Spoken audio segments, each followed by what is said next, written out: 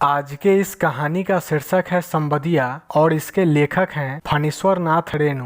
बड़ी बहुड़िया बड़ी हवेली की बड़ी बहुड़िया है। एक समय बड़ी हवेली की गांव में अपनी शान थी। पहले बड़ी हवेली में नौकर नौकरानियों की भीड़ लगी रहती थी, लेकिन अब वह शान नहीं रही। घंटे भर की बीमारी में बड़ी बहुड़िया के पति काल के गाल में चले गए। तब शेष 3 भाइयों ने आपस में बंटवारा कर लिया। इस बंटवारे में असहाय बड़ी बहुड़िया के साथ बड़ा अत्याचार हुआ। उसके बदन पर से जेवर उतार कर बांट लिए गए, यहाँ तक कि उसकी बनारसी साड़ी को 3 टुकड़ों में फाड़ कर बांट लिया गया। भाइयों की आपस की लड़ाई का फायदा उठाते हुए लोगों ने जमीन पर कब्जा कर लिया। संपत्ति बिखर गई। बड़ी बहुड़िया के तीनों देवर शहर में रहने लगे। गांव में बच गई सिर्फ बड़ी बहुड़िया, अकेली और असहाय। शहर वाले उसके देवर धान की कटाई के समय गांव आते और कर्ज उधार की ढेरी लगाकर चावल चूड़ा हिस्सा लगाकर शहर लिए चले जाते। वे आम के मौसम में गांव आते, कच्चे पके आम बोरियों में कसकर शहर लिए चले जाते।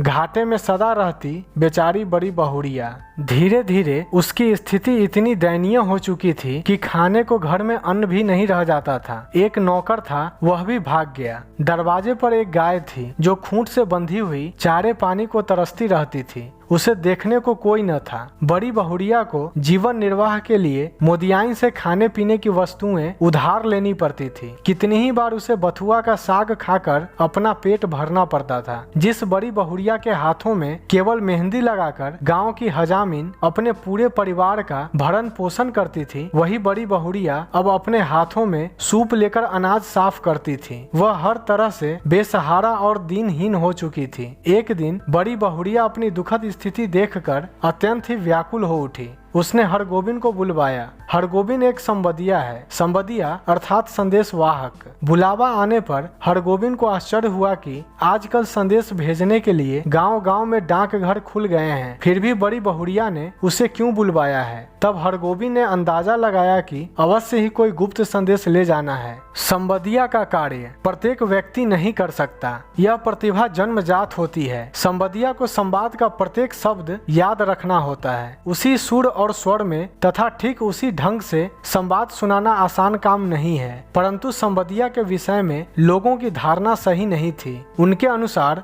निठल्ला, पेटू और कामचोर व्यक्ति ही संबदिया का काम करता है। ऐसा व्यक्ति जिसके ऊपर कोई पारिवारिक जिम्मेवारी न हो। लोगों के अनुसार संबदिया औरतों की मीठी मीठी बातों में आ जाता है तथा बिना मजदूरी लिए कहीं भी संवाद पहुंचाने को तैयार हो जाता है। जिस समय हरगोविंद बड़ी बहुड़िया के पास पहुंचा, उस समय गांव की एक मोदियाइन उधार चुकता न होने के कारण बड़ी बहुड़िया को डांट फटकार रही थी। मोदियाइन के चले जाने पर बड़ी बहुड़िया ने हरगोविंद को एक संवाद लेकर अपनी माँ के पास जाने को कहा। संवाद कहने से पहले ही वह रोने लगी। हरगोविंद ने पहली बार बड़ी बहुड़िया को इस प्रकार रोते देखा था। उसकी भी आंखें छलछला आई। बड़ी बहुड़िया ने फिर दिल को कड़ा करके कहा, माँ से कहना मैं भाई भाभीियों की नौकरी करके पेट पालूंगी, बच्चों के जूठन खाकर एक कोने में पड़ी रहूंगी, लेकिन अब यहाँ नहीं रह सकूंगी। कहना यदि माँ मुझे यहाँ से नहीं ले जाएगी तो मैं किसी दिन गले में घड़ा बांधकर पोखरे में डूब मरूंगी। बथुआ साग को खाकर कब तक जीऊं,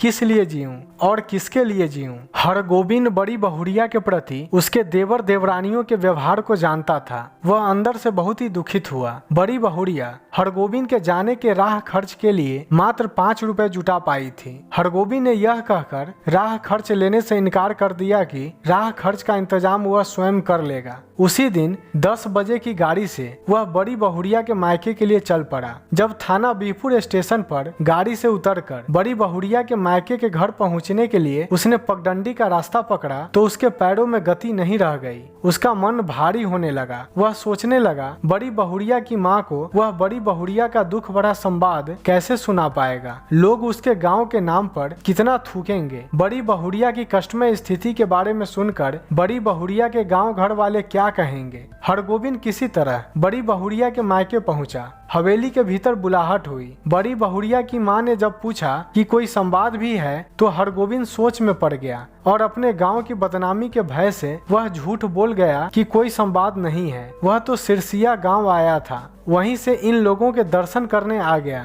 कुशल क्षेम पूछे जाने पर उसने बड़ी बहुड़िया के अच्छी स्थिति में होने की बात कही। उसने बड़ी बहुड़िया को गांव की लक्ष्मी बताया। लोग संबदिया की बहुत खातिरदारी करते थे, उसे बहुत सम्मान देते थे क्योंकि वह लंबी यात्रा करके उनके प्रियजनों का संदेश उन तक लाता था। उसे अच्छी तरह भोजन कराया जाता था। लेकिन हरगोविंद के सामने जब कई प्रकार के व्यंजनों से भरी थाली आई तो उससे खाना खाया नहीं गया। उसे भूखी प्यासी बड़ी बहुड़िया की याद आ गई। आंखों के सामने बथुआ का साग उबाल कर खा रही बड़ी बहुड़िया का चित्र नाचने लगा। उसका जी भारी हो गया। वह रात भर स्वयं को कोसता रहा कि उसने बड़ी बहुड़िया की माँ को उसका संवाद क्यों नहीं सुना दिया। अगले दिन बड़ी बहुड़िया का संवाद उसकी माता जी को वह निश्चय ही सुना देगा, ऐसा उसने निश्चय किया। किंतु अगले दिन भी वह चूक गया।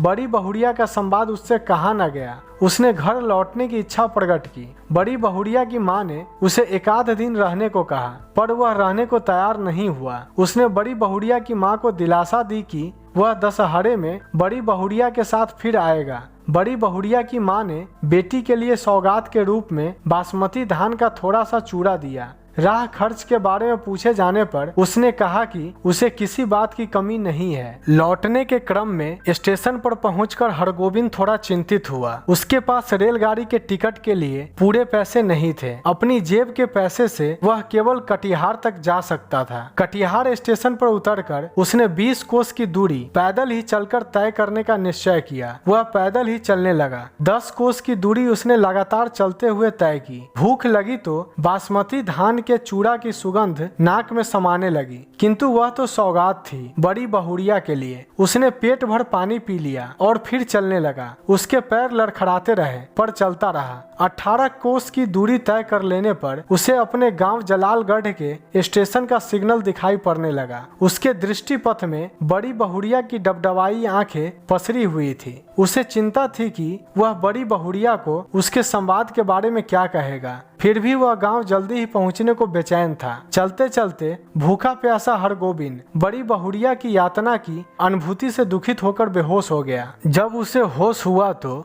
उसने पाया कि बड़ी बहुड़िया उसे घूंट घूंट कर दूध पिला रही है। होश आते ही उसने बड़ी बहुड़िया के पैर पकड़ लिए और क्षमा याचना करने लगा। वह बड़ी बहुड़िया का संवाद उसकी माँ तक नहीं पहुँचा सका। उसने स्वयं को बड़ी बहुड़िया का बेटा का उसे वचन दिया कि अब वह उसे कोई कष्ट नहीं होने देगा। अब बड़ी बहुड़िया का सारा काम वह करेगा। बड़ी बहुड़िया सारे गाँव की माँ है। उसने बड़ी बहुड़िया से विनती किया कि वह गांव छोड़कर नहीं जाए। बड़ी बहुड़िया हरगोविंद के लिए दूध में एक मुट्ठी बासमती चूड़ा डालकर उसे मसलने लगी। वह स्वयं ही पश्चाताप कर रही थी कि उसने अपनी माँ को अपने बारे में वैसा दुखद संवाद क्यों भेज दिया था।